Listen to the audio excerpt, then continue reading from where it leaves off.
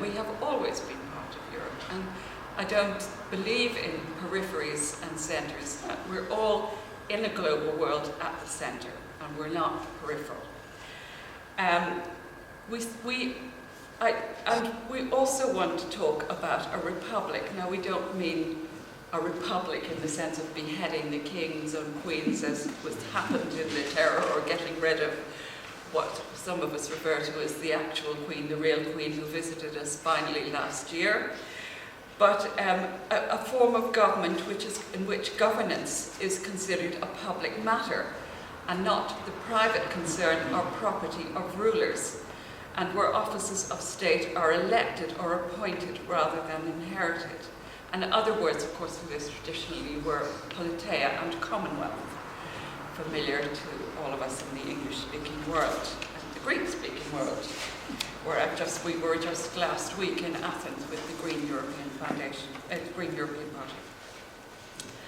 So this is just a real time of crisis, and we don't, I think, have properly addressed the question of legitimacy of the European Union with its citizens.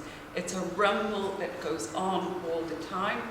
We need to create a public space in order to have a legitimate republic, in the sense of a public where governance is considered a public matter. And somehow that is still lacking in the European Union. And we're going to address that from various perspectives today, particularly this morning. But we are particularly also, because we are Ireland, out to the west, and between us we have this big, larger island, the United Kingdom, and we sometimes fly over it or sail around it to get to Europe. And there is huge and growing Euroscepticism in the United Kingdom, which it would have, to the extent that now it is considered a real possibility that there could be a referendum in which the United Kingdom would withdraw from the European Union.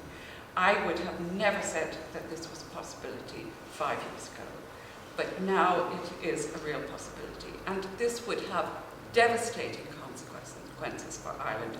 We have just finally made peace with, and I do believe it is a final peace, and we have taken borders down between ourselves and the northern part of this island.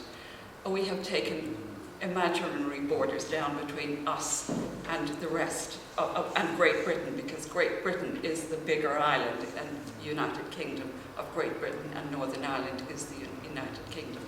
So but in the geographical sense and other also political sense, we are now closer than we have ever been, and we've always been close because we share, family, and we are so close to the UK that this it's been a familial quarrel, but it has been unsettled for the whole of the last century, and now it has finally settled. And so it would be so devastating if just when we are in the point of settling our inner conflict on these islands, that they would once again open a raw wound and create a land border between ourselves and the north. I think we can't allow this to happen. We really should persuade and do everything we can, because there's immense propaganda on the other side. And we should not allow this to happen. We should do the same as the people of 1798 did with all their sinews: resist conflict, go for democratic reform, and try to make sure that the worst case scenario doesn't happen. Because I think it would not be just devastating for Ireland. I believe it would be devastating for the people of the United Kingdom, but they are not seeing that, and they are not being told that. We have a huge crisis all over Europe, whether you talk about Spain. I'm not even going to say, but when we see pictures on our television about people so desperate they throw themselves off balconies when their flats are being repossessed, your heart goes out to those people. So we have to have a different, and we see people collecting in the square in Athens. In Athens, the weekend we were there, the Parliament had to vote for 9 billion euro of cuts. Now we've been asked, for this year, we've been asked to make 3 billion cuts. each year for the last 3 years, and it's been terribly difficult. I don't know how those people are going to cope. I don't know how they're going to be put food on the table.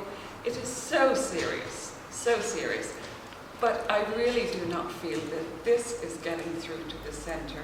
And people have the sense all over Europe, when you talk to people in Athens or here in Dublin, that they're not listening. They're not listening. They may be listening, but we don't get a sense that they are, and that they are moving fast enough or strongly enough to solve this crisis. And that's what we're also going to talk about today. What can be done? Because I think it is a lot more serious than it appears that people realise at the centre. And again, I'm talking about peripherals at the centre. I'm talking about Brussels, I suppose, and the heads of government of Europe. That's my view.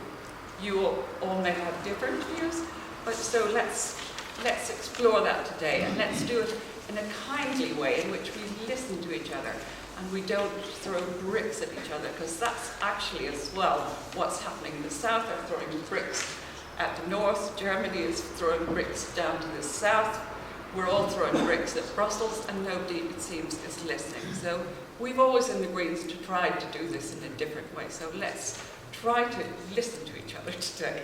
And I know we will, because my experience with the Greens is that we do always listen, even if we disagree. So we'll go for it today. I'm going to now introduce to you Marina. Marina Barbaleta is from Romania and has worked in our office in Brussels for a number of years with the projects. Before that, she worked with the delegation in Romania to the EU. Isn't that correct? You should correct me. But anyway,